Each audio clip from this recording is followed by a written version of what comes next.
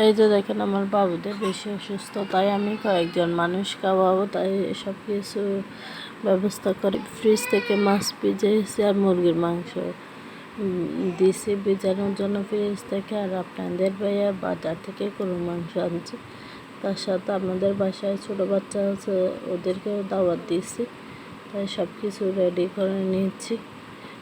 একদম সলিড মাংস আর নিচে সব কিছু কাটাকাটি নিয়ে ব্যস্ত, যা রান্না করবো তা নিয়ে। এই তো দেখেন সব কিছু। আমার একজন ননদ আছে, তো ননদ ও আমাকে হেল্প করতেছে, আমার বাসায় সব কিছু হেল্প করে, আর আমি ওকে চা দিচ্ছি। আর এই তো দেখেন করলাগুলো, এই তো দেখেন করলাগুলো এভাবে ভাজি করলে লাল লাল করলে বাড়িতে সবাই অনেক বেশি পছন্দ করে, তাই করলাগুলো এভাবে ভাজি করতেছি। আর প্রেশার কুকারে গরুর মাংসগুলো কষানোর জন্য দিয়েছি, তাড়াতাড়ি যাতে সিদ্ধ হয়ে যায়।